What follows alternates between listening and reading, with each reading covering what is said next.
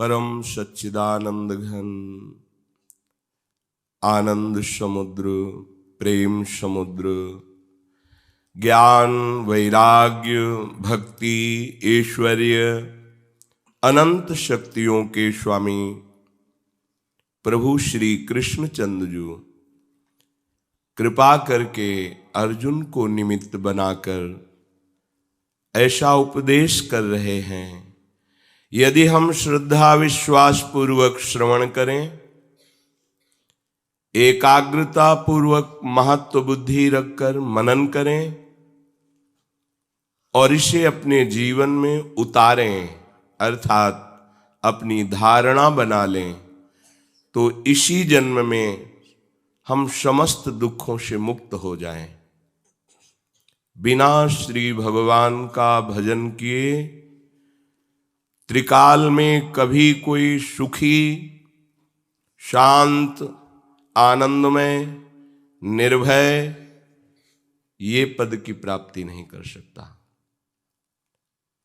सुखी पद है जहां किसी वस्तु, व्यक्ति, किसी पदार्थ की मांग ही नहीं है, ऐसा सुख। निर्भय पद ऐसा है जहां कोई भय का लेश भी नहीं, क्योंकि जिसके भय से भयभीत होकर मृत्यु काम करती है, काल भी जिसके भय से भयभीत रहता है, वैसी निर्भय भुजाओं का आश्रय पा लेता है, परम शांत चित्त हो जाता है, कोई भी द्वंद्व उसे विचलित नहीं कर सकता।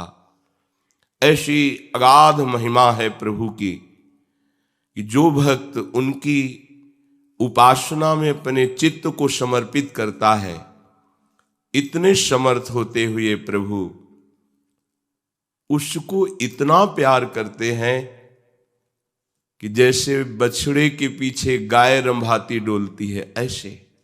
और सामर्थ्य ऐसी आज तक कोई पार नहीं पा पाया, न वेद, न ऋषि, न मुनि। पर हम ऐसी मंद बुद्धि से युक्त हो गए हैं, माया के द्वारा हमारा ज्ञान ढक दिया गया है कि हम चाहते तो सुख है, शांति है, आनंद है, विश्राम, थक गया जन्म मरण के चक्र से, अब मुझे विश्राम चाहिए, जहां ये दुख ना हो, जन्मना है, रोग ग्रसित होना है, अभाव है, नाना प्रकार की विपत्तियां हैं और आखिरी विपत्ति मृत्यु। थक गया इनको भोगते भोगते। अब ऐसा विश्राम स्थल जहां इनका प्रवेश नहीं, वो है श्री भगवान। पर हमारी ऐसी मंद बुद्धि है कि हम विषयों के द्वारा सुखी होना चाहते हैं और नाशवान शरीरधारियों के बल से हम निर्भय होना चाहते हैं और धन संपत्ति के बल से हम बड़े होना चाहते हैं, लोक सम्मान से हम शांत होना चाहते हैं, हमारा बड़ा प्रतिष्ठा है, बड़ा मान है। ये भ्रम हो गया हमें, हमारी बुद्धि मंद पड़ गई है। अगर हमारे जीवन निर्वाह के लिए धन चाहिए ही, माना आपकी स्थिति नहीं है ऐसी, आपको धन चाहिए, तो आप अधर्म का आश्रय मत लीजिए। आप पापाचरण करके धन का संग्रह करेंगे, वो आपके परिवार को, आपके शरीर को, आपकी बुद्धि को, मन को महान अशांत कर देगा। पर आपकी बुद्धि पवित्र नहीं है तो निर्णय ठीक नहीं कर पाती, तो लगता है इन किन प्रकारेण धन आना चाहिए जिससे हम अपने परिवार को सुखी कर सकें और हम सुखी हो सकें। आपको धन चाहिए तो परम धनी श्री हरि, श्री कृष्णचंद्र जी का आश्रय ले लो। विश्वास कीजिए, आपकी मांग खत्म कर देंगे, इतने बड़े वो दाता हैं। आपको ऐसा संतोष धन प्रदान करेंगे कि बाहर के बड़े बड़े धनवान भी उस संतोष सुख की झांकी कल्पना भी नहीं कर सकते जो आपको प्राप्त होगा। जिसे संतोष सुख प्राप्त हो गया वो ब्रह्मा से भी बड़ा धनी हो गया। ये संतोष भगवत कृपा से प्राप्त विवेक के द्वारा होता है। अगर हमको लौकिक धन भी चाहिए तो उन्होंने ही तो प्रकट किया है। इस पृथ्वी में खाने हैं, जैसे गेरू की लाल मिट्टी हुई, ऐसे ही तांबे की, स्वर्ण की, हीरे की, ये सब खाने हैं। और एक भ्रकुटी के संकेत मात्र से माया ने सब रच दिया।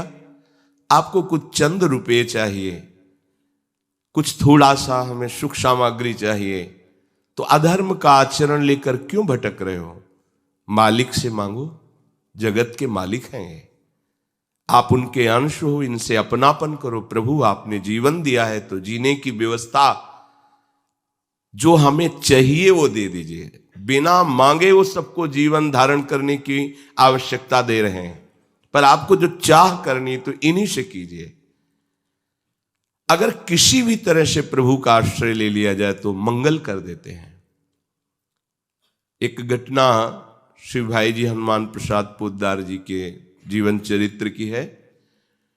वहीं एक मुसलमान परिवार सहित रहते थे, बिल्कुल भाई जी से परिचय नहीं था। बहुत व्यापार आदि में उनका घाटा लग गया, कर्जा भी हो गया, यहां तक हालत हो गई घर में खाने को नहीं था। अब उन्होंने विचार किया कि क्या करें, हमें कोई उपाय नहीं दिखता। मन में निश्चय किया कि एक उपाय है, मृत्यु, आत्महत्या कर लेते हैं। रात्रि के जब सब सो जाएंगे तो आत्महत्या कर लेंगे, ऐसा विचार किया। अब जब मृत्यु की बात आती है तो अपने आराध्य देव की तरफ थोड़ा भी कभी उपासना की है तो मन जाएगा। उनके मन में उन्होंने अपने भगवान को याद किया और पुकारा कि आप, यद्यपि ये अपराध है पर आप देख रहे हैं ऐसी परिस्थिति है, अब मुझे शरीर छोड़ना ही पड़ेगा, मैं नहीं झेल पाऊंगा। अंदर से उन्होंने अपने जो उनके धर्म में नाम लिया जाता है, अंदर से नाम लिया और कमरा बंद कर लिया। बस अब किसी से नहीं मिलना, अब तो आत्महत्या करनी है। इतनी देर में भाई जी की गाड़ी उनके दरवाजे पे पहुंच गई। एक अंजबी धोती कुर्ता पहने, चश्मा लगाए, परिवार के लोग एकदम आश्चर्य, कौन है?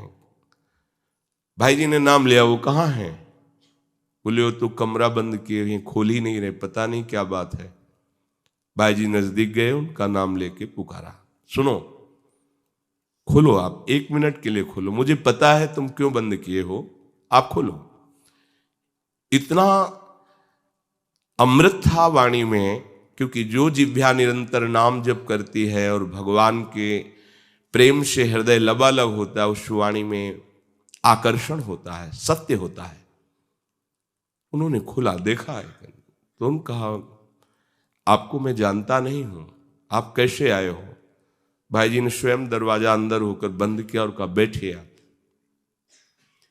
आपने जो निश्चय किया है ना शरीर छोड़ने का, आत्महत्या करने का, बिल्कुल गलत है।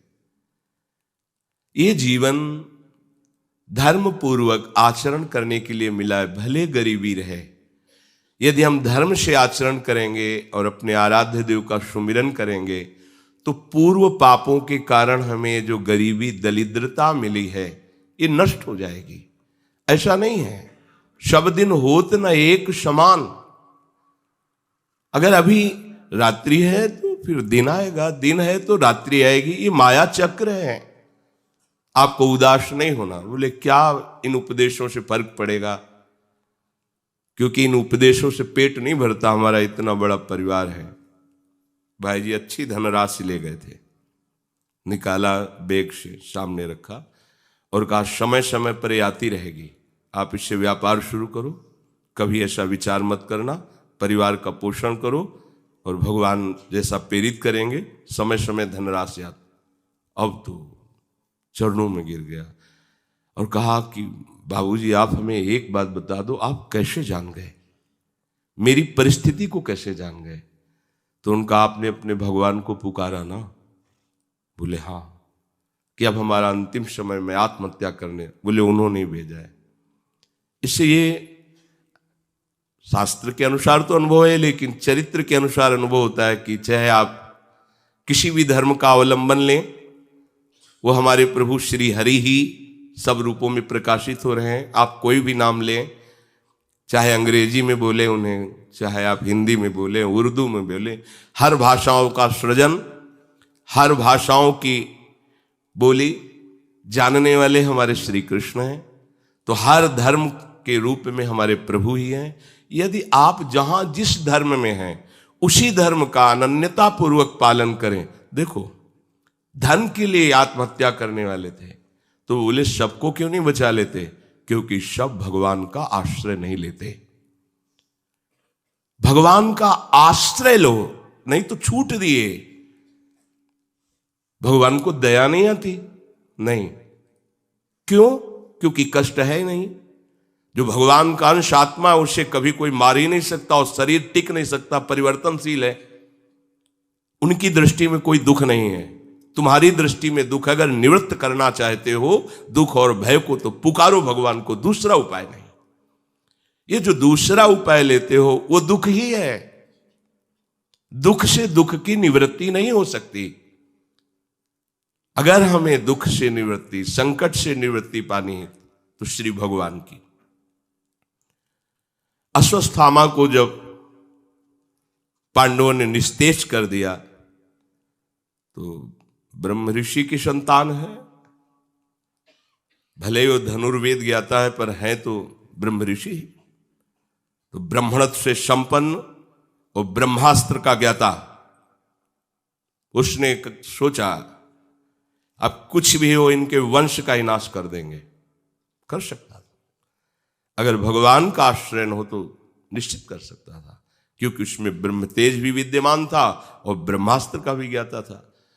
तो उसने 5 बाण ब्रह्मास्त्र से संधान करके पांडवों के ऊपर छोड़े और 1 बाण ब्रह्मास्त्र से संधान करके उत्तरा के गर्भ में वंश निर्वीच कर दूंगा, ऐसा उसने संकल्प किया।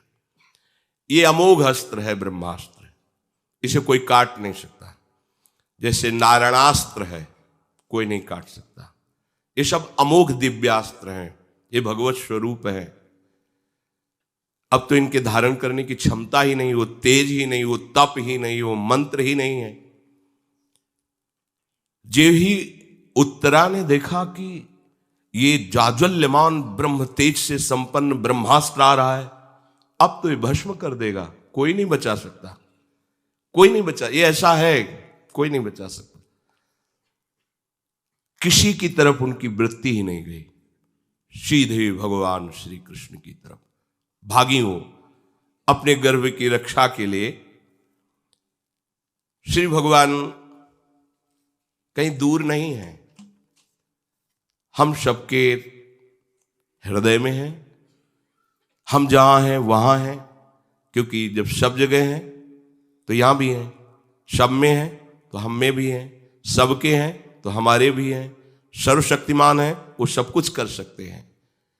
पाहि पाहि महायोगिन देव देव जगतपते नान्यम त्वद भयम पश्ये यत्र मृत्यु परस्परम।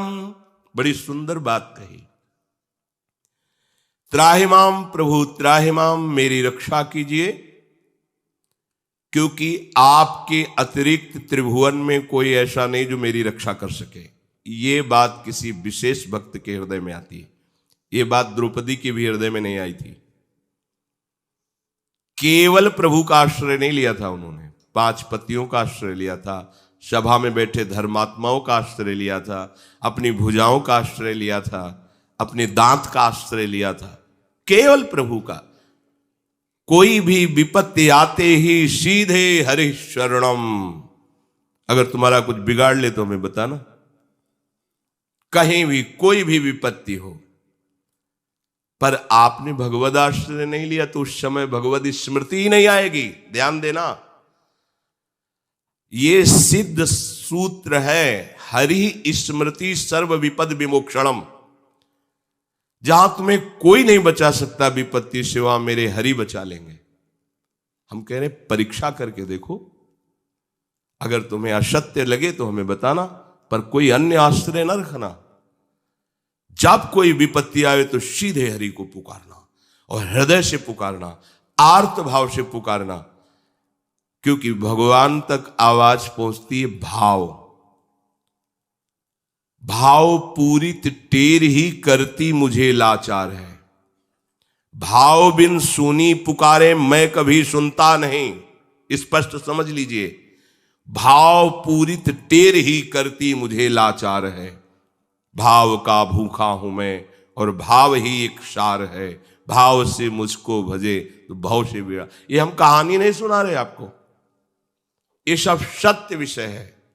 जीवन में आप भी अनुभव करके देखो, भगवान कोई कहानी नहीं है, त्रिकाल सत्य सच्चिदानंद है, अभी हैं, इसी क्षण हैं, हमारे समीप हैं, हमारे हृदय में, हमारे प्यारे हैं, लाडिले हैं। प्रभु नान्यम त्वद्भयम पश्ये यत्र मृत्यु परस्परम, यहां हम किससे सहयोग मांगे? सब मृत्यु से भयभीत हैं, कोई मृत्यु पर विजय प्राप्त नहीं कर सकता, तो इनसे हम आश्रय क्या लें इनसे कि हमारी रक्षा कर लेंगे? खुद मरने वाले हैं, आज नहीं तो कल, समय ऐसे जाता है ऐसे। बोले कितने साल के हो? बोले 50 वर्ष, 60 वर्ष के हो गए, 60 वर्ष व्यतीत हो गए। आपको पता चला अब भी वही कामना, अब भी वही वासना, अब भी वही जीने की चाह। जीना क्यों चाहते हो? क्योंकि मैं भोग भोगना चाहता हूं। भोगना क्यों चाहते हो? क्योंकि सुखी होना चाहता हूं। तो अभी तक भोग कर सुखी नहीं हुए, तो आप क्या हो लोगे? अब तो 60 के होने जा रहे हो, 70 के हो गए, इसके बाद राधे राधे। प्रभु पश्ये यत्र मृत्यु परस्परम, सब जितने हैं परस्पर मृत्यु से भयभीत, इनका क्या मैं आश्रय लूं? इसलिए हे नाथ, मुझे भले मृत्यु प्राप्त हो जाए, पर मेरे गर्भस्थ शिशु की आप रक्षा कर लो। भगवान का एक नाम है भक्त वत्सल, और भगवान का एक नाम है कर्तुम अकर्तुम अन्यथा कर्तुम सर्वसमर्था सा ईश्वरा। करने वाली बात हो जाएगी, जो बिल्कुल नहीं होने वाली वो भी बात हो जाएगी, जो किसी भी तरह से नहीं होने वाली वो भी बात हो जाएगी। कर्तुम अकर्तुम अन्यथा कर्तुम सर्वसमर्था सा ईश्वरा। उपधार वचस्तस्या भगवान भक्तवत्सलः, अपांडवमिदं कर्तुम द्रोणेरस्त्रमबुध्यत। पांडवों से हीन कर दूंगा, निर्वीज कर दूंगा इस पृथ्वी को, ऐसा संकल्प करके घोर ब्रह्मास्त्र का संधान अश्वत्थामा ने किया था। पर भक्तवत्सल भगवान तुरंत सुदर्शन चक्र को आज्ञा करी, ब्रह्मास्त्र के तेज को शांत कर दो। भगवान का निज पार्षद सुदर्शन चक्र, जिसका त्रिभुवन में कोई जोड़ नहीं, सिर्फ भगवान, दूसरा कोई नहीं उसे शांत कर सके। सुदर्शन जी को कोई शांत कर दे, किसी में सामर्थ्य नहीं। भगवान लीला विहारी हैं, ये उन्हीं के दिव्य अस्त्र, उन्हीं के स्वरूप है। ब्रह्मास्त्र को एक क्षण में शांत किया, जो 5 ब्रह्मास्त्र पांडवों की तरफ आ रहे थे, और गर्भस्थ शिशु की रक्षा के लिए सुदर्शन को आदेश नहीं किया। आप तत्काल कवच बन करके गर्भस्थ शिशु को ऐसे अंदर प्रवेश, भगवान के लिए कोई कठिन कार्य थोड़ी है। हृदय से गर्भ में आ गए और गर्भस्थ शिशु का कवच बन गए, तो ब्रह्मास्त्र क्या भगवान के श्रीअंग का स्पर्श कर सकता है क्या?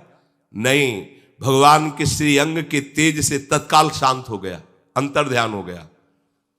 उसी गर्भस्थ शिशु को वहीं श्री कृष्ण का साक्षात्कार होता है। जब वो बाहर प्रकट होते हैं तो उनका नाम परीक्षित रखा जाता है। वही समय परीक्षा, जिसको मैंने गर्भ में देखा वो कहां है, कौन है, कौन है? आपको अगर कष्ट निवृत्ति चाहिए तो इनसे बड़ा कौन होगा जो आपको बचा? यहां कौन बचा सकता था? उत्तरा के गर्भ की कोई रक्षा कर सकता था क्या ब्रह्मास्त्र से? नहीं, पर श्री भगवान। कुंती जी आई, हाथ जोड़कर खड़ी हुई, भगवान हम आपसे एक वरदान चाहती हैं। क्या? तो कहा विपदा संतुना शश्वत तत्र तत्र जगदगुरु भवतो दर्शनम यत्स्याद पुनर्भव दर्शनम। प्रभु मुझे विपत्ति दे दो और पग पग पर विपत्ति दे दो। तो भगवान हंस दिएगा, आज तक तो किसी भक्त ने ऐसा नहीं मांगा। आप विपत्ति क्यों चाहती है? सब चाहते हैं संपत्ति मिले, विपत्ति का मुख न देखना पड़े। बोले विपत्ति की कृपा हमने देखी, जब जब विपत्ति पड़ी तब तब आप हमारी तरफ दौड़ते हुए आए, और जब संपत्ति दी तो आप वापस चले गए। आपका पीठ करके जाना मुझे नहीं अच्छा लगता। मुझे हर क्षण विपत्ति में रखो, जिससे हर क्षण आपका मैं दर्शन करूं, और आपका दर्शन जीव का पुनर्भव है, वो जन्म मरण के चक्र से छूट जाता है। यद्यपि भक्त हृदय ही ऐसी चाह करेगा, संसारी पुरुष तो चाह नहीं करेगा कि हमें पग पग पर विपत्ति मिले। लेकिन आपको सच्ची कहते हैं, असाध्य रोग, समाज की प्रतिकूलता और विविध प्रकार के तिरस्कार, अपमान, ये जिस ऊंचाई पर पहुंचाते हैं भगवद आश्रित को, भगवद आश्रित शब्द है, भगवद आश्रित, भगवद आश्रित नहीं तो दुर्गति है। फिर भगवद आश्रित को उस ऊंचाई पर कोई साधना नहीं पहुंचा सकती, क्योंकि सीधे श्री भगवान के चरणों का आश्रय होता है। और आश्रित का फिर क्या, सोना भी भजन होता है, चलना परिक्रमा होता है, बोलना स्तुति होती है, सारी क्रियाएं उसकी पूजा होती है। जो संपूर्णतया भगवद आश्रित हो गया है, अब उसको अलग से कोई अनुष्ठान नहीं करना पड़ता, हर चेष्टा उसको भगवत प्रसन्नता का हेतु बना देती है। पर चलो, यदि अपनी ऐसी स्थिति नहीं है तो हमें चाहिए कि हम धन चाहें तो केवल प्रभु से चाहें, हमें दुख निवृत्ति चाहिए तो केवल प्रभु से चाहिए, और हमें जानना है तो केवल प्रभु को जानना है। प्रभु को जान गए तो कुछ जानना और पाना बाकी नहीं रहेगा। इस पर ध्यान दीजिए, इसका पता सबको नहीं है। आप जो चाह कर रहे हैं ये सब आपको बाधा रूप में मिल जाएगी। लोक लोकांतर का वैभव सिद्धियां ये बाधा है। आप केवल प्रभु की चाह कर लो, प्रभु का आश्रय लेकर प्रभु को जान जाओ, जिज्ञासु भक्त, तो आप तृप्त हो जाओगे। भगवान कह रहे हैं, तेषां ज्ञानी नित्य युक्त एक भक्तिर विशिष्यते, प्रियो हि ज्ञानिनोत्यर्थ महं स च मम प्रियः। अर्जुन, ये जो 4 प्रकार के हम तुम्हें भक्त बताए, देखो भगवान कितने कृपालु हैं। धन मांगने वाले को भी भक्त भगवान कह रहे हैं, क्योंकि वो केवल भगवान से मांगे तो भगवान की आराधना करे, और उनसे धन मांगे तो भगवान अपना भक्त मान लेते हैं। जिसे भगवान अपना भक्त मान लेते हैं, उसके मंगल में, उसके आनंद में कोई बाधा नहीं पहुंचा सकता। जो भगवान से कष्ट निवृत्ति चाहता, भगवान उसको अपना भक्त मान लेते हैं। कितने कृपालु हैं, कितने उदार हैं। भगवान कहते हैं ये चारों भक्त मुझे प्रिय हैं, पर इनमें जो ज्ञानी है ये मुझे विशेष प्रिय है, विशेष प्रिय है। तेषाम ज्ञानी नित्य युक्तः। ज्ञानी भक्त का तात्पर्य केवल अहम ब्रह्मास्मि से नहीं है। ज्ञानी भक्त का तात्पर्य है जिसने ये जान लिया कि भगवान के सिवा ना कुछ था, न है, न रहेगा। तो यहां जितनी हमारी चेष्टाएं हो रही हो सब भगवान के लिए हो। जो हमारी आत्मा रूप में स्फुरित है, जो बाहर श्री कृष्ण रूप से जाने जाते हैं, जो उपनिषदों में ब्रह्म रूप से जाने जाते हैं, योगी जन जिन्हें परमात्मा कहते हैं, वो मेरे प्रीतम हैं। इससे बड़ा ज्ञान कुछ नहीं है। इसीलिए यहां उदाहरण में सबसे श्रेष्ठ ज्ञानी जो भगवान को प्रिय है, उसमें गोपी जनों को दिया गया है। क्योंकि ज्ञान शिरोमणि श्री सुखदेव जी, भगवान शंकर, उद्धव, शनकादि गोपियों की चरण रज माथे पे लगाते हैं, तो इनसे बड़ा कोई ज्ञानी नहीं हुआ, क्योंकि ये सब सृष्टि के महान ज्ञानी जन है। उद्धव जी बृहस्पति के समान ज्ञान, क्योंकि उनके शिष्य हैं, और शनकादि तो जन्म सिद्ध ज्ञानी, और भगवान शंकर तो ज्ञान समुद्र हैं। ये बड़े बड़े महापुरुष गोपियों की चरण रज माथे पे लगाए। सबसे बड़ी ज्ञान की श्रेणी में गोपीजन है। तो बोले गोपीजन तो प्रेम की श्रेणी में है, ज्ञान की श्रेणी में है। तो जो ज्ञान उपनिषदों में है वो गोपीजनों की एक वृत्ति है। न खलु गोपिका नंदनो भवा नखिल देहिना मंतरात्मदिक, यही तो है ज्ञान का स्वरूप। सर्वम खलमिदम ब्रह्म, तो कह रहे न खलु गोपिका नंदनो भवा नखिल देहिना मंतरात, ये ज्ञान है। और इस ज्ञान में स्थित होते हुए या दोहने अवहनने मथनोपलेप प्रेंखेंखनार्भरुदितो क्षण मार्जनादो गायन्ति चैनमनुरक्त धियो श्रुकंठयो धन्या ब्रजस्त्रियः उर्क्रम चित्तयाना। ये गोपियां परम धन्य हैं। देखो इनकी दिनचर्या, ये गऊं का दूध दूहते समय, धान कूटते समय, दही मत्ते समय, आंगन लीपते समय, बालकों का पालन पोषण करते समय, जितनी भी सेवाएं गृहस्थी की हैं सब ये कर रही हैं, पर इनका चित्त श्री कृष्ण में लगा हुआ है और वाणी से नाम कीर्तन कर रहे, गुण कीर्तन कर रहे। ये है सबसे बड़े ज्ञानी का लक्षण। आज अपने लोग थोड़ा ज्ञान प्राप्त कर लेते हैं तो बोले मूर्ति पूजा निषेध, ये ठाकुर जो साकार रूप लिए हुए हैं ये मायाकृत है।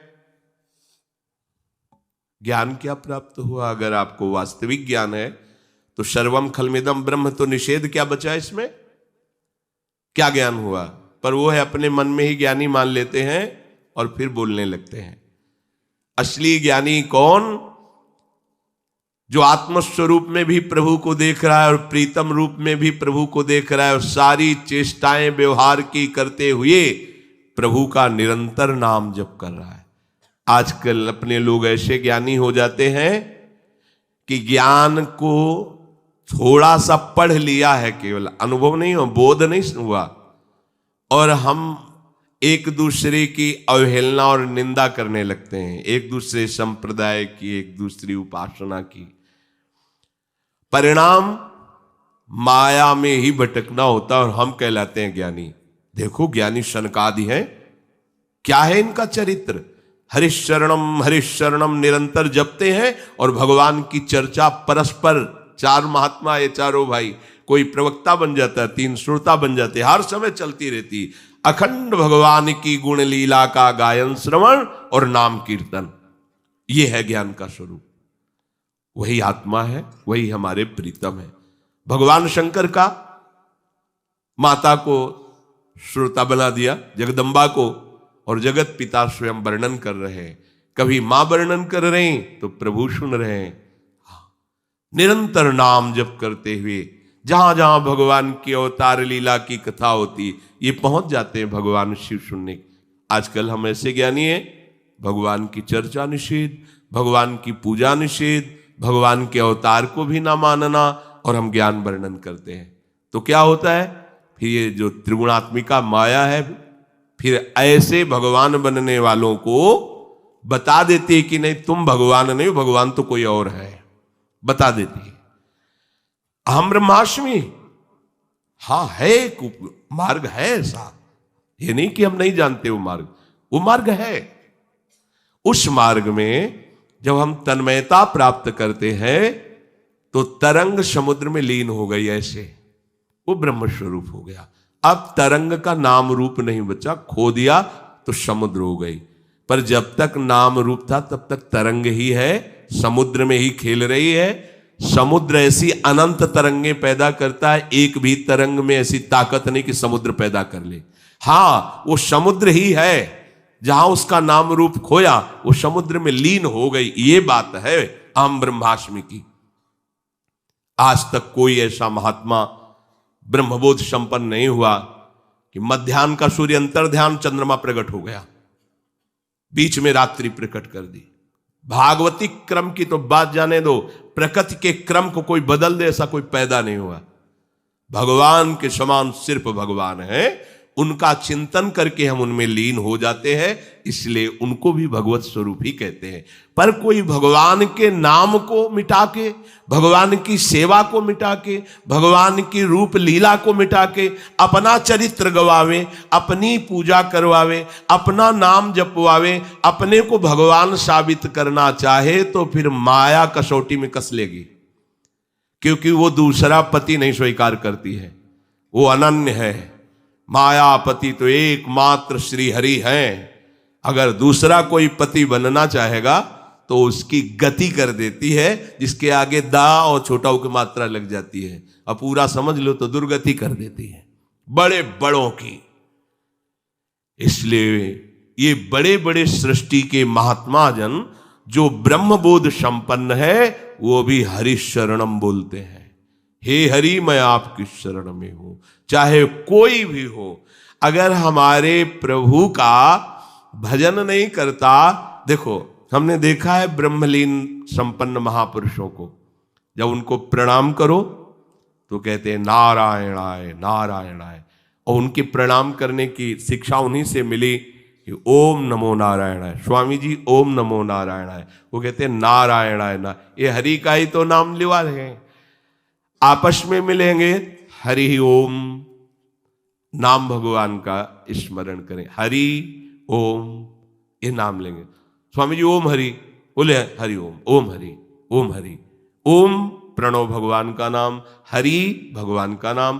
कोई भी ज्ञानी कैसे भगवान के नाम की निंदा कर सकता है, कैसे भगवान की रूप सेवा का निषेध कर सकता है, कैसे भगवान की लीला गुण गायन के बिना जी सकता है। पूज्यपाद ब्रह्मलीन महामहिम श्री उड़िया बाबा जी महाराज जहां बैठते वहीं भगवत चर्चा शुरू करवाते। ऐसे यहां कथा हो रही, आप पद्मासन लगाए बैठे, रास हो रही, आप पद्मासन में बैठे। आज हम ऐसे ज्ञान प्राप्त कर लेते हैं कि भगवान का ही अस्तित्व मानना मना कर देते हैं। तो ये ज्ञान नहीं, भगवान यहां कह रहे हैं कि तेषाम ज्ञानी नित्य युक्त एक भक्तिर विशिष्यते, वो ज्ञानी मुझे बहुत प्रिय है जो निरंतर मेरा स्मरण करता रहता है। भगवद स्मरण रहित जीवन अज्ञान ही है। अगर ज्ञानियों में किसी को अग्रणी कहा गया है तो श्री हनुमान जी महाराज के आगे शब्द पाया गया है, बुद्धिमताम वरिष्ठम, वरिष्ठम सबसे श्रेष्ठ, ज्ञानी नाम अग्रगण्यम। पर भगवान राम जी के ऐसे चरण कर कमल में लिए हुए, मुख में निरंतर श्या राम रोम रोम कीर्तन करता रहता। ये देखो ज्ञानी, ज्ञान शिरोमणि हरिवाहन श्री गरुड़ जी महाराज, उनके आगे गरुड़ महाज्ञानी गुण राशि। सेवा क्या है? भगवान को अपनी पीठ पर विराजमान करके उनकी आज्ञा के अनुसार विचरण करते हैं और उनके पंखों से सामवेद का गायन होता रहता है। हम ज्ञान का तात्पर्य नहीं समझ पाते, ज्ञान के सूत्रों का अनुभव हुआ नहीं, इसलिए व्यर्थ के ज्ञानी मान करके अवहेलना करते। अरे जितने भी ज्ञान के शब्द हैं वो भगवान शिव से प्रकाशित हुए हैं, वही शंकराचार्य जी के रूप में, और शिव जी के मस्तक पर हमारे हरि का चरणामृत विराजमान है। क्या प्रमाण तुम्हें चाहिए? भगवान शंकर निरंतर चरणामृत हरि का अपने माथे पे रख करके उनका गुणगान करते रहते हैं। जो ज्ञानाभिमान में भगवान के नाम की, रूप की, लीला की, धाम की अवहेलना करे, ऐसे ज्ञानी को मन से भगवत स्वरूप मानकर प्रणाम करो, उनके वचन मत सुनना।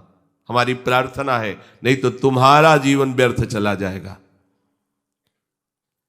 जो हमारे प्रभु श्री हरि के नाम की, उनके रूप की, उनकी लीला की, उनके धाम की महिमा की निंदा करे, वो अज्ञानी ही है, कहीं भी कोई भी हो।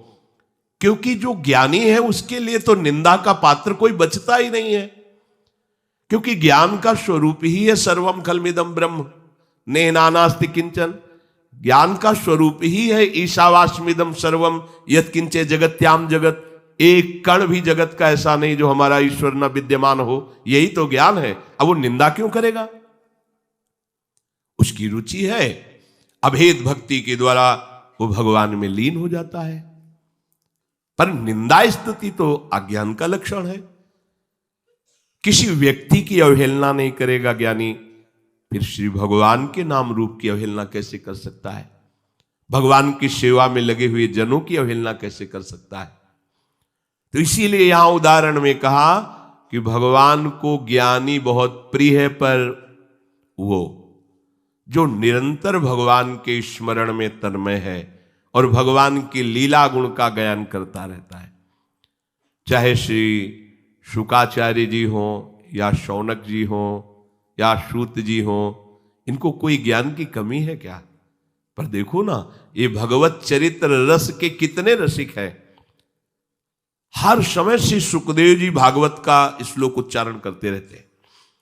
बिना भगवत लीला के जी नहीं सकते। इनकी जैसे व्यसनी का नशा होता है कि इसके बिना हम नहीं रह सकते, ऐसे ही ये ज्ञानियों का नशा है भगवान का चरित्र, भगवान का लीला गुण श्रवण। एक भक्तिर विशिष्यते,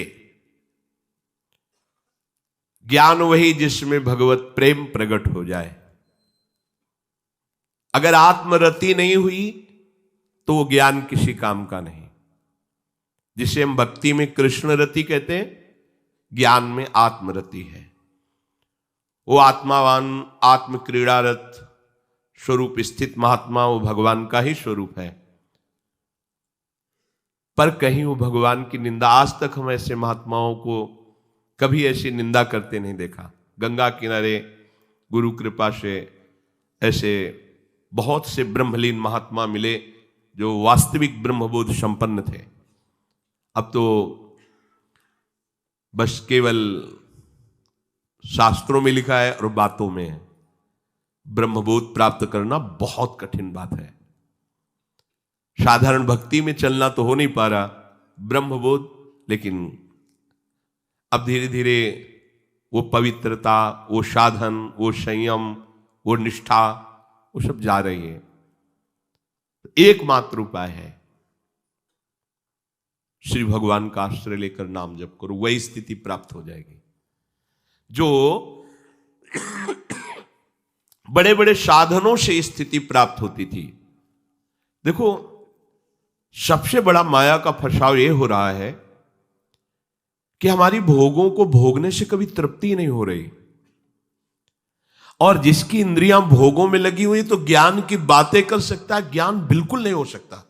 ये बात मान लीजिए। चाहे जितना वो ज्ञान की बातें करे, भगवदानंद का स्पर्श नहीं हो सकता अंदर। ये सिद्ध बात है, सिद्ध। शरीर भोग भोगे, इंद्रियां भोग में सुख खोजे, मन संकल्प भोगों का करे, बुद्धि निश्चय सत्य भोगों में करे, तो किनके द्वारा परमात्मा तत्व का अनुभव हुआ भाई? किसने परमात्मा तत्व का अनुभव हुआ? आत्मा तो अज्ञानियों में ज्यों की त्यों वैसे ही है, तो तुमने क्या अनुभव किया? तो वो ज्ञान केवल नाटक रह जाता है। ज्ञान की शुरुआत ही होती है भोगाभ्यास को तत्काल रोक दिया जाए। जिस दिन से सत्संग सुना उसी दिन से, जैसे एक वृक्ष होती धीरे धीरे लगाई जाती है, और एक वृक्ष होती है कि अगर तुरंत नहीं लगाई गई तो घटना घट जाएगी। इसी जन्म में अगर ज्ञान प्राप्त करना, भगवत प्राप्ति, तो अभी वो वृक्ष की जरूरत है तुरंत। अब लो नशानी अब ना नशे हो, निर्वाह भगवान करेंगे, क्योंकि भगवद आश्रित हो। न चेन्द्रियाणाम भोगाभ्यासेन वै तृष्णम कर्तुम शक्यम। आपके अंदर जो प्रेरणा हो रही कि इन भोगों को भोग लें तो सुखी हो जाए, तो कहना कभी नहीं, जीवन भर भोग लो, कभी तुम्हारे अंदर यह अनुभव नहीं आएगा कि तुम सुखी हो गए भोग भोग के। ना चेन्द्रियाणाम भोगाभ्यासेन वै तृष्णम कर्तुम शक्यम। तुम भोग भोगते हुए कभी शांति को प्राप्त नहीं हो सकते। भगवान ने त्यागात शांति अनंतरम, त्याग के अनंतर शांति मिलती, नहीं तो लिख देते हैं भोगात शांति अनंतरम, भोग भोगो शांति प्राप्त हो जाएगी। लेकिन शास्त्रों में न जातु कामः कामानामुपभोगेन शाम्यति हविषा कृष्ण वर्तमेव भूय एवाभिवर्धते। जब तुम्हारे अंदर भोग भोगने की इच्छा जागृत होती है और तुम उसे भोग देते हो तो ऐसी गलती करते हो जैसे आग में घी डाल दो तो और आग प्रज्वलित हो जाएगी। आग में घी डालने से वो बुझेगी नहीं, वो प्रज्वलित हो जाएगी। ऐसे ही कामोपभोग की वासना से जब तुम काम का सेवन करते हो तो वो तुम्हारे अंदर तृष्णा पैदा कर देती, भयंकर आग भोग की। फिर वो पागल आदमी कहा जाता है, उसको समझ में नहीं आता कि धर्म क्या है अधर्म क्या है। तो कह रहे यतो भोगाभ्यास मनु विवर्धन्ते रागाः कौशलम चेन्द्रियाणाम। अब वो जब भोग भोग कर शांति प्राप्ति की चाह करने लगा, सब कर तो यही रहे ना, सबके अंदर भगवान की आज्ञा उल्लंघन की वृत्ति बैठी हुई है। भगवान कह रहे त्यागा शांति अनंतरम, और हमारे अंदर वृत्ति बैठी हुई कि मैं भोग कर एक बार तो देख लूं तो शांत हो जाऊंगा। क्या है? और एक बार जो इस दलदल में उतरा आज तक नहीं निकल पाया। जब से सृष्टि हुई तब से एक बार के लिए ही उतरा था और आज तक नहीं निकल पाया इस दलदल से। क्यों?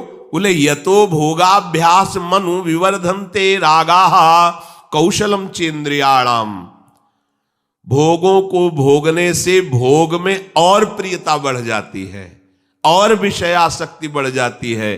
फिर वो कौशल के द्वारा भोग भोगना चाहता है, विविध कलाओं के द्वारा विविध परिवर्तन कर करके, स्थान का परिवर्तन, शरीर का, अब ये शरीर नहीं दूसरा शरीर चाहिए, इस स्थान में नहीं अमुक स्थान में, इस प्रक्रिया से नहीं ऐसी प्रक्रिया से। यतो भोगाभ्यास मनु विवर्धन्ते रागाः कौशलम चेन्द्रियाणाम। इंद्रियां और बलवान होकर उसे कुकर्म में फंसाती जाती है। तस्माद् अनुपायः सुखस्य भोगाभ्यासः। अब सुख की चाह और बढ़ गई और खोज उन्हीं भोगों में रहा है जहां अशांति, दुख, क्लेश, बंधन।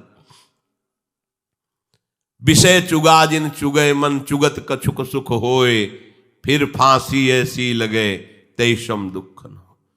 ऐसा फंस जाओगे कि निकलना भी चाहोगे तो नहीं निकल पाओगे। ये देख लेना और देख ही रहे हो। अधर्म के द्वारा भोगों को भोगोगे तो निकलना भी चाहोगे कि आज से नहीं करूंगा तो नहीं निकलने दिया जाएगा।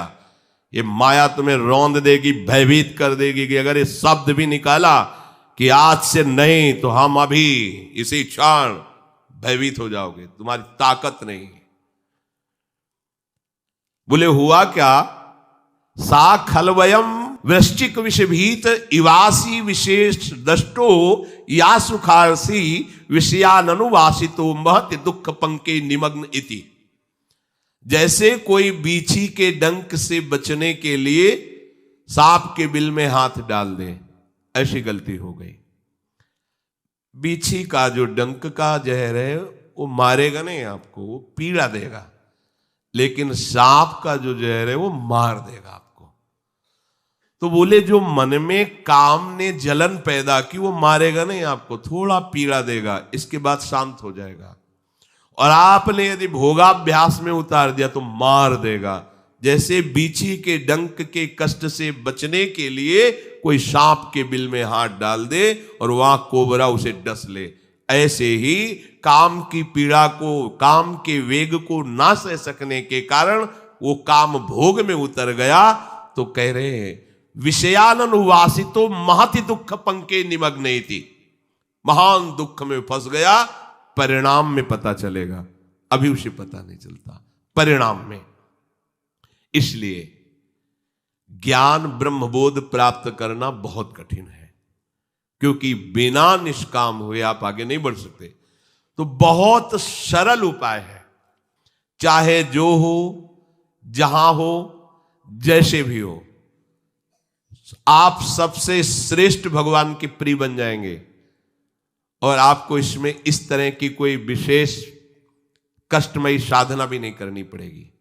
श्री भागवत में कहते हैं अहो बत स्वपचतो गरीयान यज्जिह्वाग्रे वर्तते नाम तुभ्यम।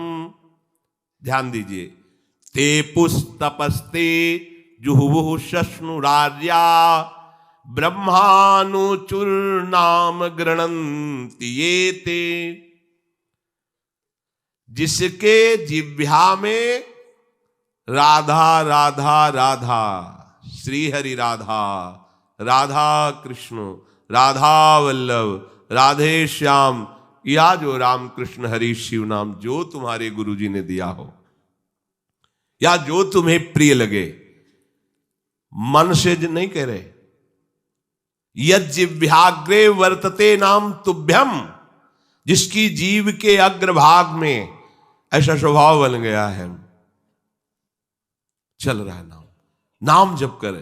बोले अहो बत स्वपचतो गरीयान, यद्यपि वो स्वपच है फिर भी गरीयान वो सबसे श्रेष्ठ है। हरिराम व्यास जी ने कहा कि रैदास जी की चरण धूल के सामने करोड़ों ब्राह्मण नहीं है, क्योंकि उनकी जिह्वा पे निरंतर हरि का नाम विराजमान है। इसीलिए यहां ब्रजवासी सब ब्रह्मा से भी परम पवित्र और श्रेष्ठ माने गए हैं। व्यास मिठाई विप्र की तामे लगे आग, वृंदावन की स्वपच की जूठन खाइए मांग। हे बड़े मस्त है ब्रजवासी।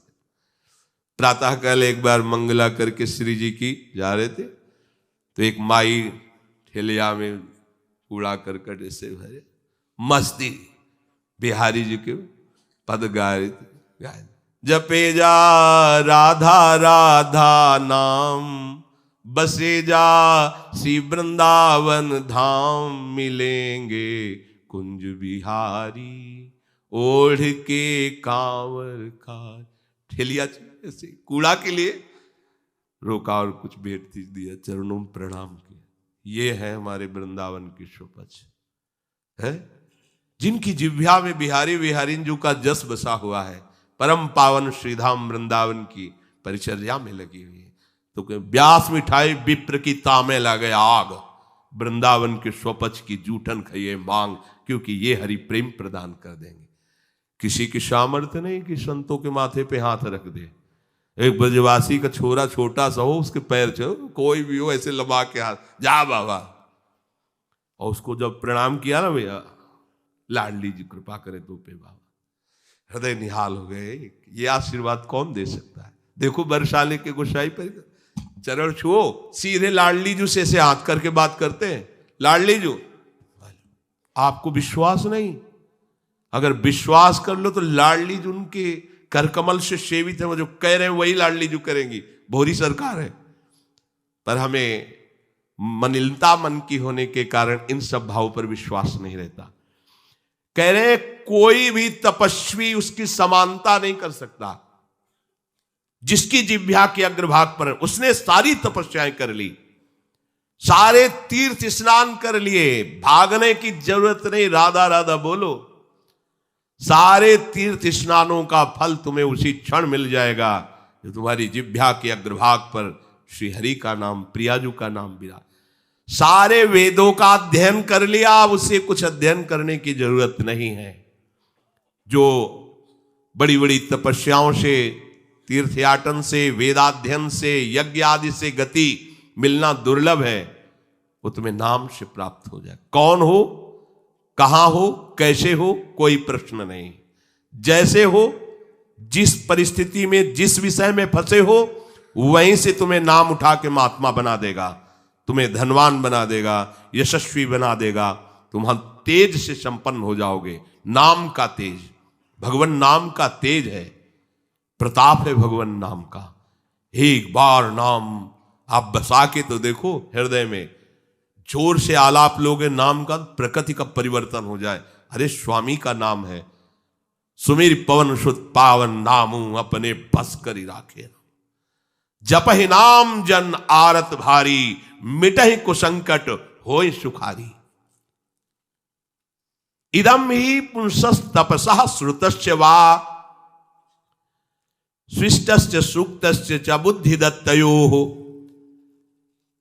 अविच्युतोऽर्थः कविभिर निरूपितो यदुत्तम श्लोक गुणानुवर्णनम।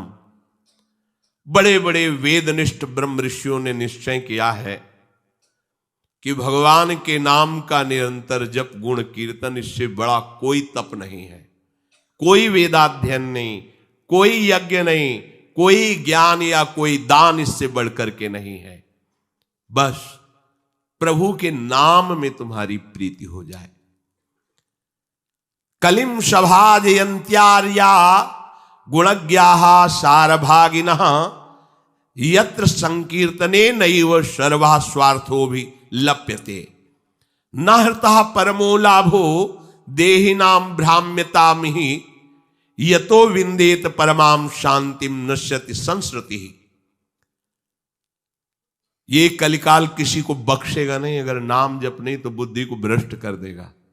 इसका प्रभाव है कपट, चतुरता, बेईमानी और पापाचरण में रति, इसका प्रभाव है। कली इन दोषों से संपन्न है, पर एक इसका महान गुण है, जिसकी जिह्वा पे प्रभु का नाम होगा इसके कोई भी दोष उसका स्पर्श नहीं कर सकते, और कली स्वयं भयभीत हो जाता है जिसकी जिह्वा पे नाम है। इसकी एक बड़ी प्रशंसा है, 10,000 वर्ष तपस्या करने पर जो फल मिलता है 24 घंटे निरंतर नाम जप करने से मिल जाएगा। कलयुग की ये विशेष महिमा है। हम लोगों को भगवत प्राप्ति बड़ी सहज है। दाहिने पैर के अंगूठे के बल हाथ उठा के ऊपर से बोले कितने, वो 10,000 वर्ष, ऐसे 10 सेकंड नहीं खड़े हो सकते अपने लोग, नहीं, दाहिने पैर के अंगूठे के बल हाथ उठा के 10 सेकंड नहीं खड़े हो सकते। और वो अवश्य भगवान की प्राप्ति की बातें नहीं कही गई, वो अलग अलग कामनाओं की अलग अलग लक्ष्य।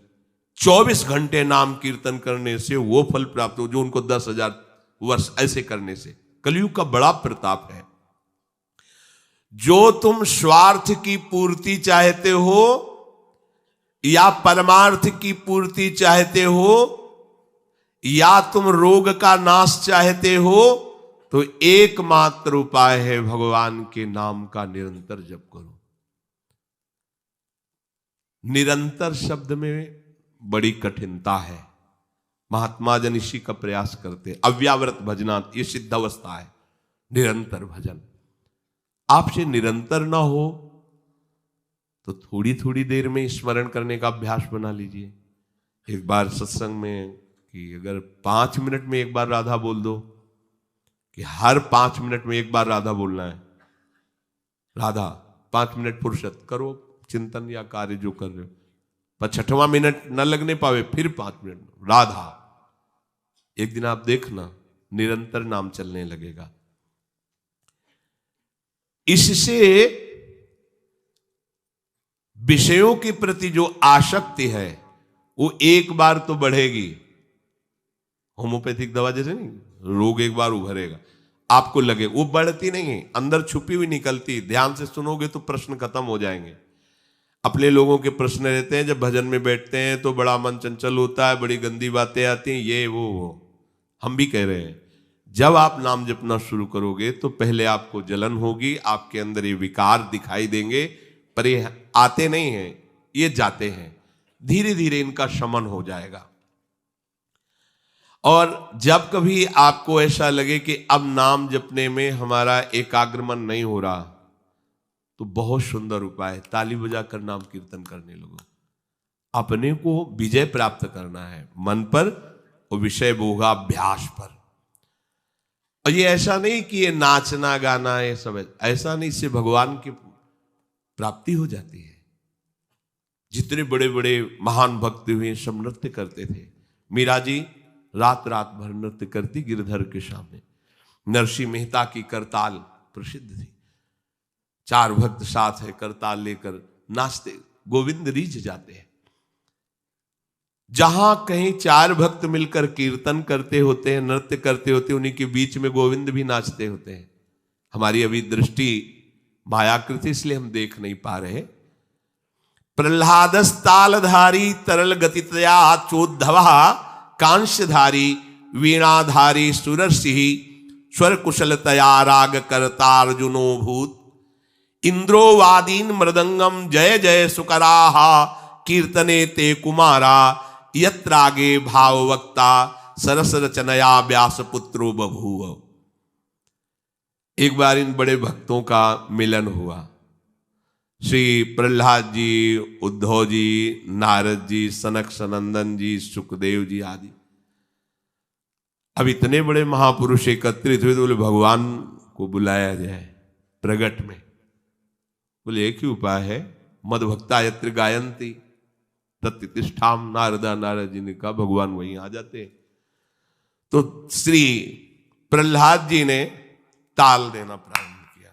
ये भगवान को बहुत प्रिय है। अगर आपको कोई संगीत नहीं आता तो भगवान का प्रिय संगीत है ये, राधा राधा राधा राधा राधा।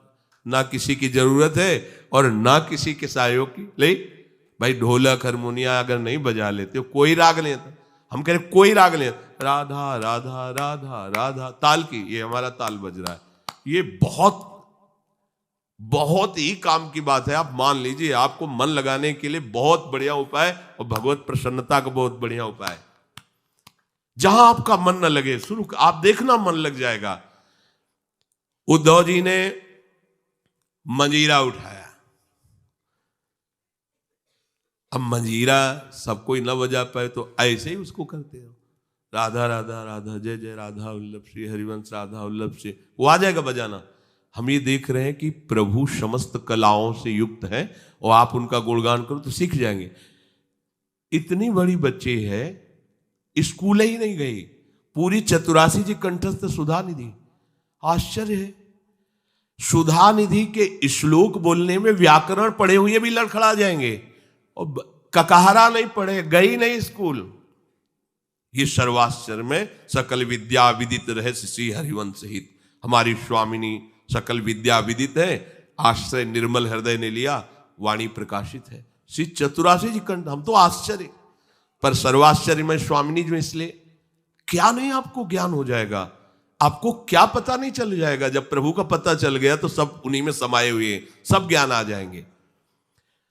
श्री उद्धव जी ने मंजीरा उठाया और नारद जी का प्रसिद्ध वाद्य यंत्र तो वीणा जी है ही, और अर्जुन जी राग आलापने लगे। इंद्र ने मृदंग बजाना शुरू किया। सनक सनंदन बीच बीच में जय हो, ये कोई हंसी मजाक नहीं जैसे कीर्तन में आप लोग बोलते हैं जय हो जय हो जय हो, आप बोलते हैं ना, ये साधारण बात नहीं है। भगवान बहुत प्रसन्न होते हैं इससे। बोले ये सनक सनंदन सनातन सनत कुमार बीच में नाम कीर्तन में जय ध्वनि बोलने लगे, जय हो जय हो। और सुखदेव जी भावभंगियां प्रकट करने लगे। जीव ही एक कीर्तन और नृत्य हुआ तो बीच में देखा प्रभु प्रकाशित हो गए। तासा मावीर भूत छोरी स्मयमान मुखाम जा, पीतांबर धरासरक भी साक्षात मत। और वो भी कोई खड़े लए हुए, वो भी तो नटवर नागर हैं, सकल कलाओं में प्रवीण। तो प्रभु नृत्य कर रहे हैं, भक्त जन आसपास मृदंग में। कैसा आनंद! ये जो आनंद आपको आता है तो आनंद कौन है जानते हो? श्री कृष्ण। सच्चिदानंद रूपाय, उनका रूप क्या है? आनंद। आपके हृदय में उमगल, सबके हृदय में भगवान आ रहे हैं। पर बोले हमारा अनुभव नहीं हो रहा, मलिन यंत्र है, यही करते रहो। थोड़ा आनंद आया ना, अब पूरा आनंद आ जाएगा। और जिस दिन पूरा आनंद आया उस दिन से फिर तुम्हें कोई घसीट नहीं पाएगा। माया का जो आकर्षण है। भगवद आदि पुरुषस्य नारायणस्य नामोच्चारण मात्रे निर्धूत कलिर्भवति। जो प्रभु श्री हरि का नाम उच्चारण मात्र करता रहता है, कोई भी कलयुग का दोष उसके अंदर। कलयुग बड़ा सूक्ष्म विषय है। देखो, गर्भ में ही जिनको भगवान का साक्षात्कार हो गया था, वो परीक्षित महाराज। देखा कि एक जो शूद्रवत आचरण करने वाला पैर से मार रहा है, डंडों से मार रहा है बैल को, बीच बीच में लात। ये ध्यान रखो, किसी को भी पैर से कभी, सब में श्री भगवान है, कभी ऐसा दंड विधान किसी के लिए हो जैसा, पर ऐसे सहज में किसी को अपने पैर न लगे। अपने लोगों का परमार्थ है ना, कोई अगर लेटा हुआ है तो उसे नांगने की जरूरत नहीं, घूम के भले चले जाओ, नहीं उससे प्रार्थना करो कि आप पैर हटा लीजिए। ये ऐसे किसी को नांगना, किसी के पैर मारना, ये सब गंदे आचरणों में आता है। ये भक्तों के द्वारा ऐसा नहीं होता है। हमें तो आश्चर्य हुआ, पूज्य श्री चंद्रशेखर बाबा के एक जो अंग सेवी थे, उन्होंने बताया कि बाबा का श्री चरण एक बार हमारी पादुका को छू गया, तो बाबा पादुका को ऐसे छू के ऐसे, हम कहा अरे बाबा हम मर गए, ये क्या हमारी पादुका? बोले अब तुम थोड़ी हो, तुम तो हरि के शरणागत वैष्णव हो गए। अब वैष्णव की पादुका पूज्य होती है, उसमें पैर कैसे? बाबा के वो शिष्य हैं और बाबा उनकी पादुका को, ये है भाव, वैष्णव भाव, ये भगवत भाव। हम गुरु हैं चेले का तो ऐसा नहीं, पूज्य हो गया, वो भगवान का दास हो गया। हम तो पोस्टमैन हैं, हमें जो मिला वो इधर दे दिया, लेकिन वो वही है, उसको उसी भाव से देखे कि भगवान का निज जन, भगवान का भक्त है।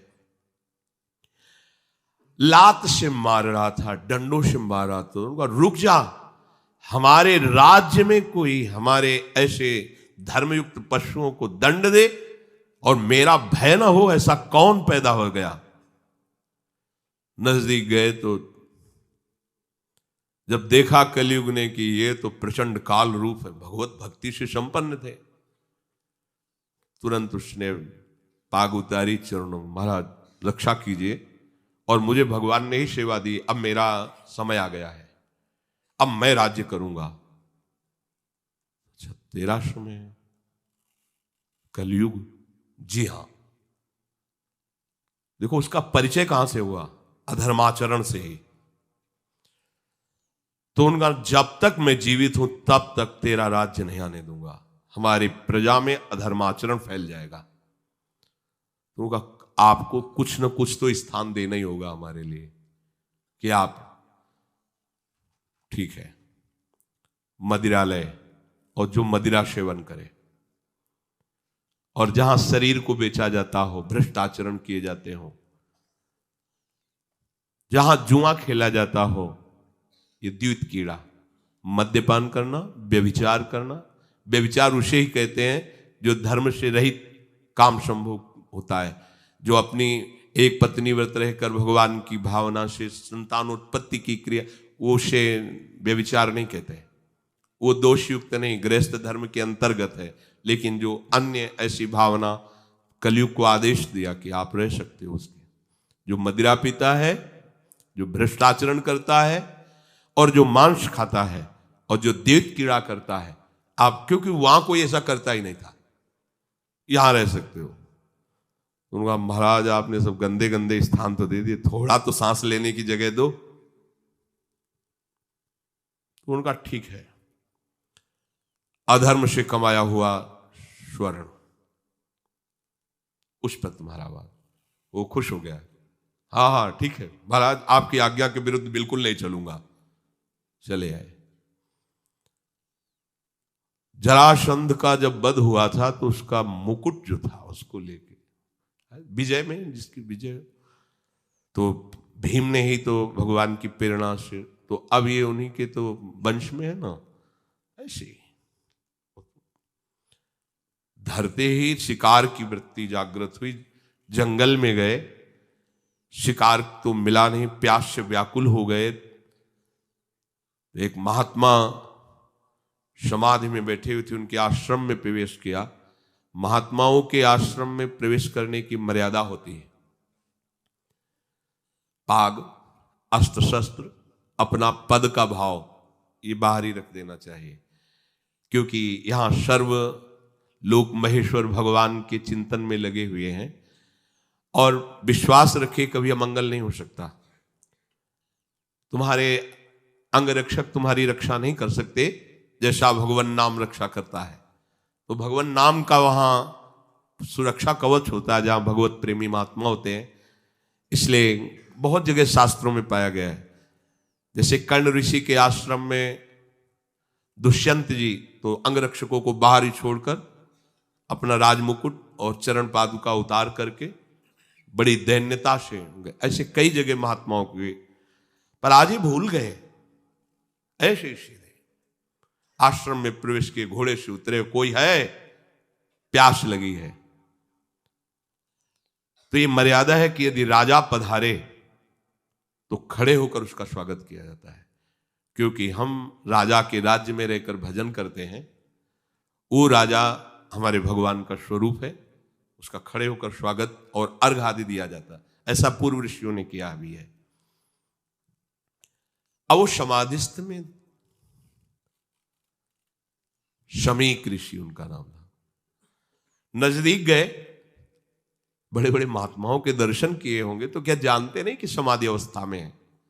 समाधि अवस्था केवल शरीर दिखाई दे रहा है, बाहर से आप उसे मृत जैसा भी कह सकते हैं। अमृत स्थिति है, प्राण वायु भी संचलन नहीं हो रहा है, भगवदाकार वृत्ति अंदर से बाहर से सब क्रियाएं रुकी हुई हैं। समाधि की अलग अलग स्थितियां होती हैं।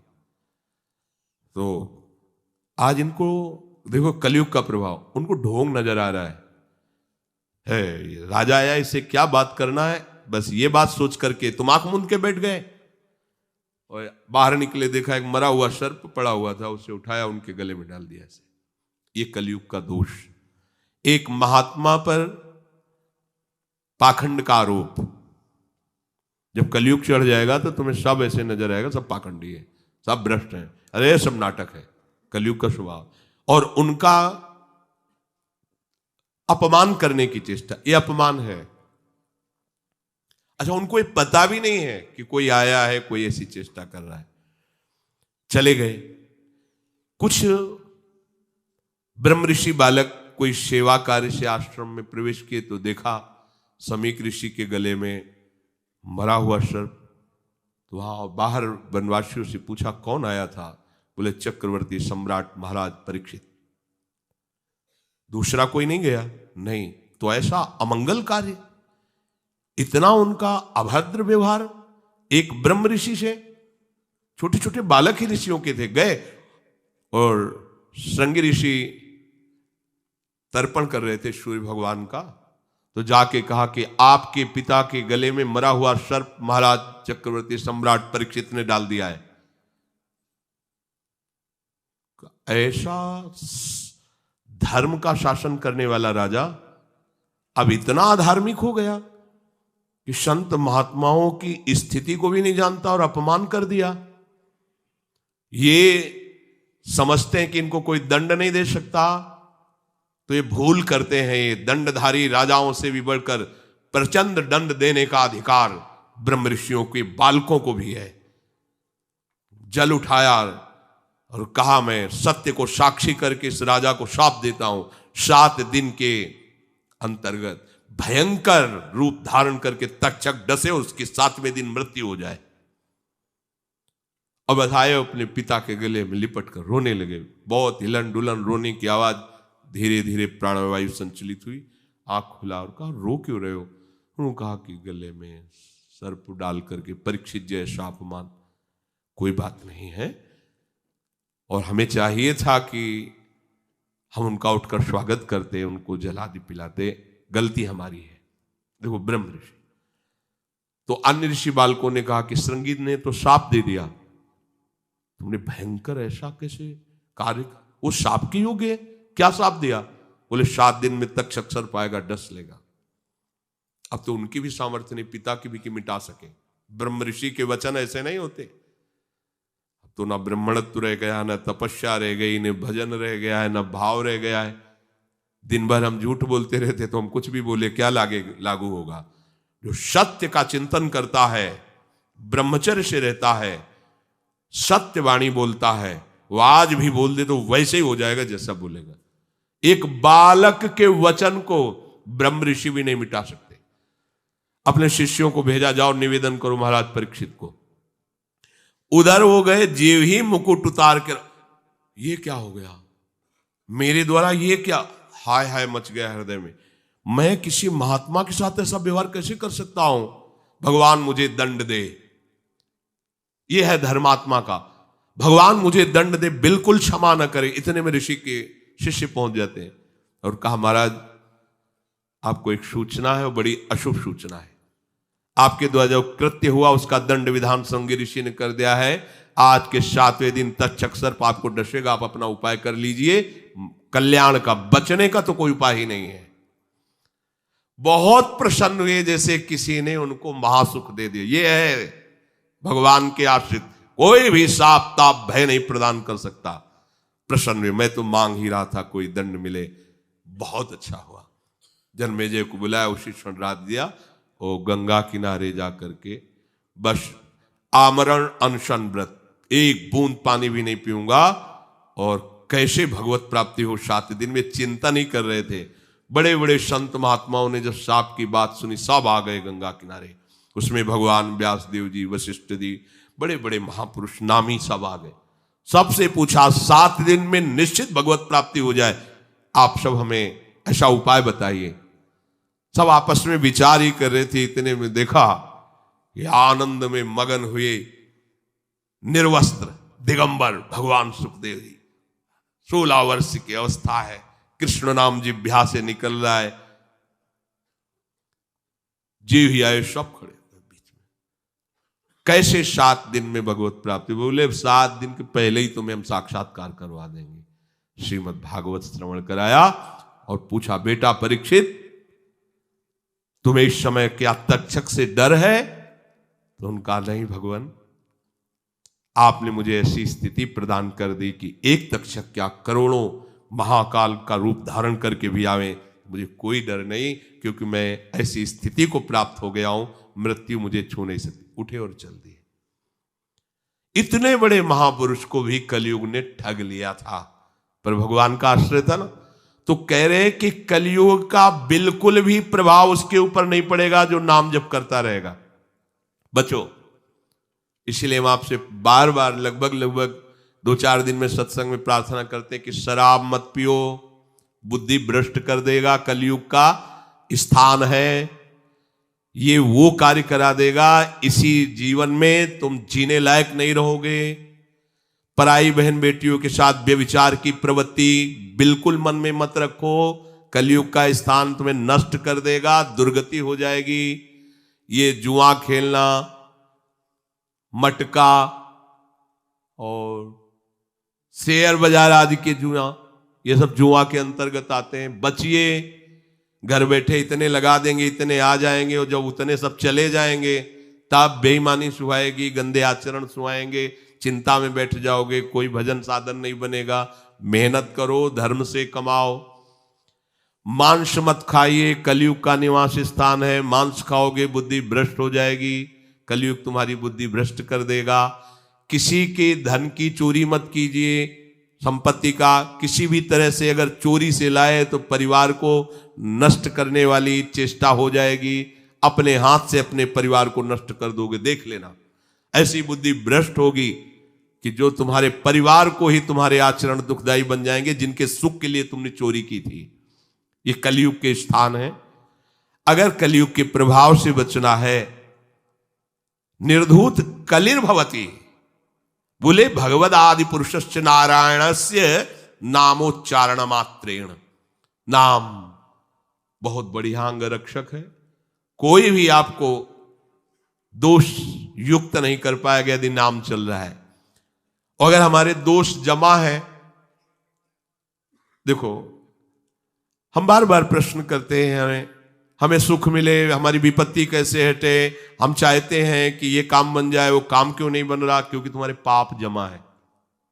खुली बात है, पाप ये दान पुण्य से नष्ट नहीं होंगे। दान पुण्य एक क्रिया है, शुभ क्रिया है, पुण्य क्रिया है, वो अलग जमा होगी। हमको एक ऐसी बात चाहिए जिससे पुण्य भी हो और पीछे के पाप नष्ट हो जाए। तो कह रहे वज्रम पाप मही भृताम भवद्रोदेकस्य सिद्धौषधम। पाप चाहे तुम्हारे पर्वत के समान हो, उनको विनाश करके तुम्हारे पुण्यों को बढ़ा देगा। पुण्यों को बढ़ा देगा पहाड़ जैसे, और पाप को मिटाकर धूर कर देगा।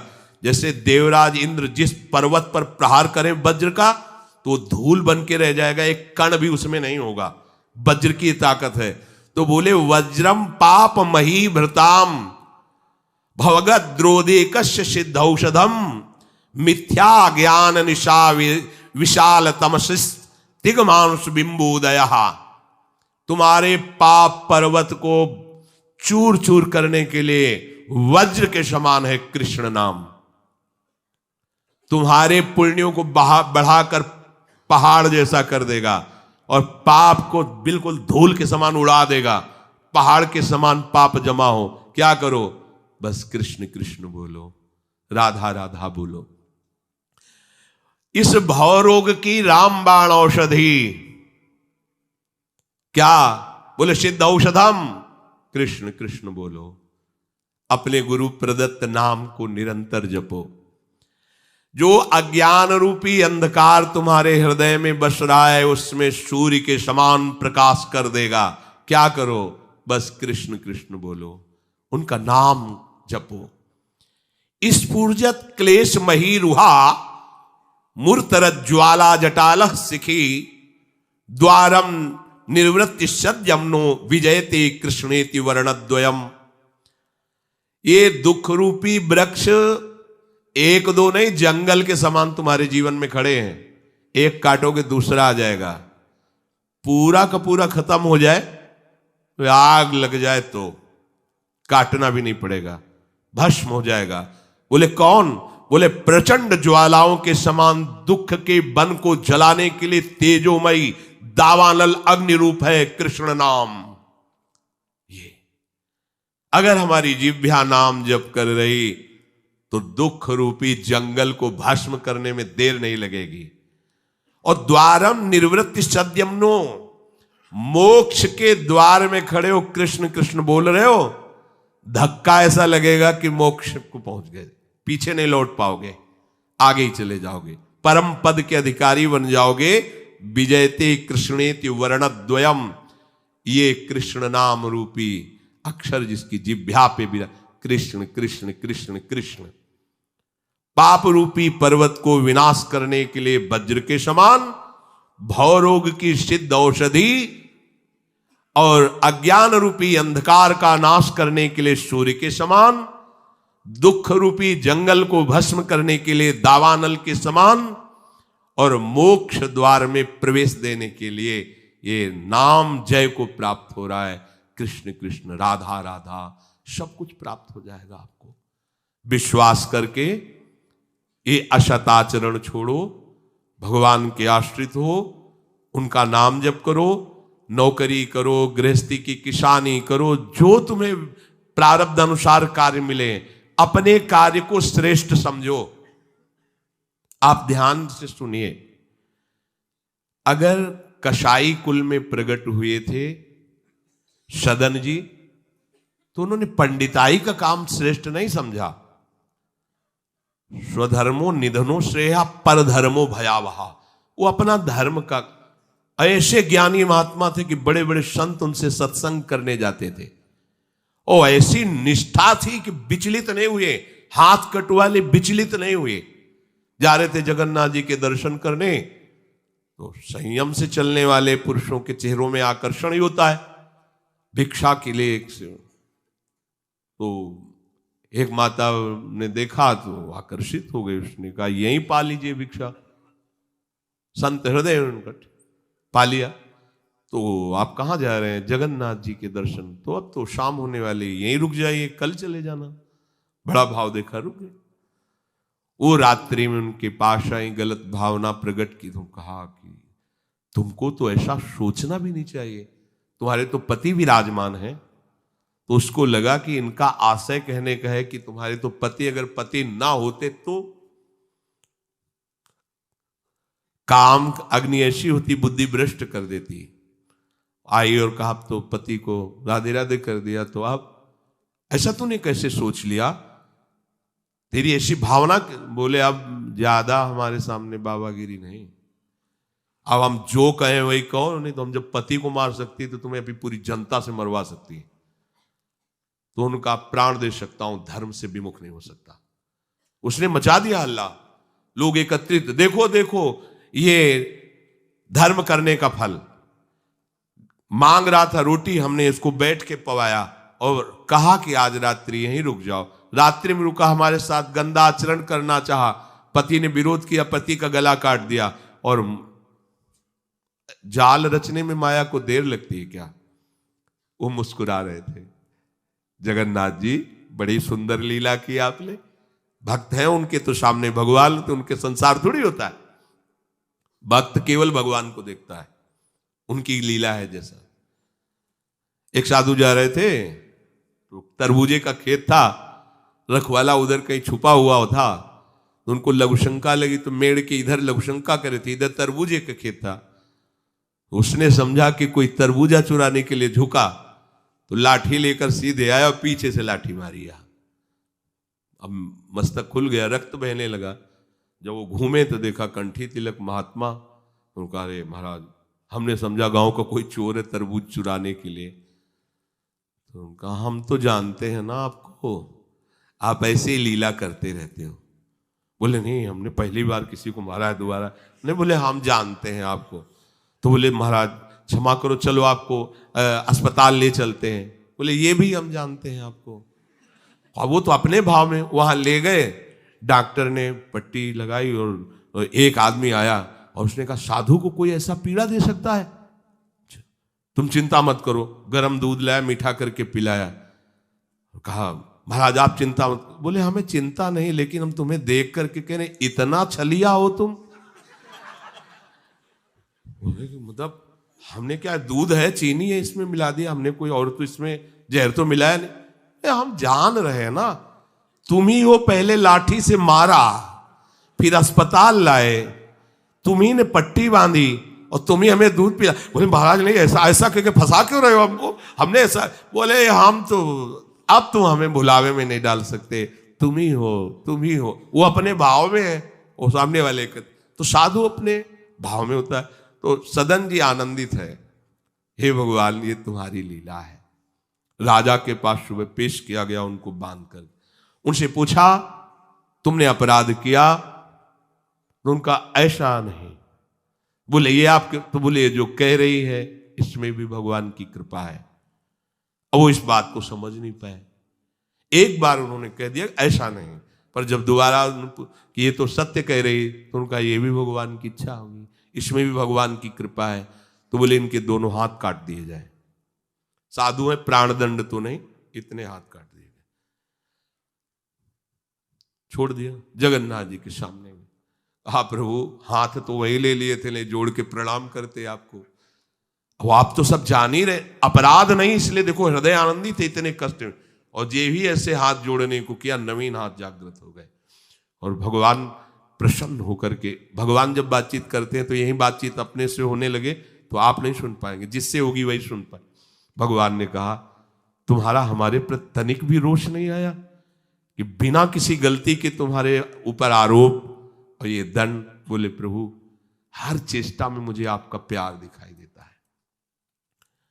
तो वो करके इतने बड़े महात्मा है कि जहां भयभीत हो जाएंगे कि भैया वो ऐसे तो हम धर्म से चलते हैं, पर अब सब जान जाएंगे, दंड मिलेगा, इससे अच्छा चल भैया जैसा तेरा। नहीं, प्राण चले जाएंगे धर्म। और कार्य क्या करते हैं?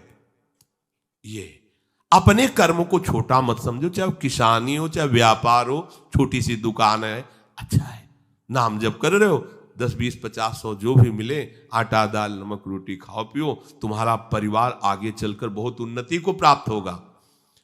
बेईमानी करके अधर्म आचरण कर करो तो भैया देख लेना, ऐसा होगा कि तुम सोचोगे कि हमने पाप किया है। सोचोगे, एक दिन तुम्हें बैठ के रोना पड़ेगा अपने परिवार के लिए जिनके लिए तुम पाप आचरण करते हो।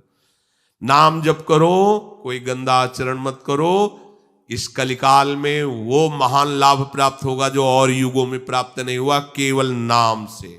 नाम जप करो, कोई शिकायत जीवन में नहीं रह जाएगी। नाम जप नहीं करोगे, कभी तुम्हारी शिकायत की पूर्ति होगी ही नहीं, इतनी शिकायतें तुम्हारे जीवन में रहेंगी। शेष चर्चा आगे।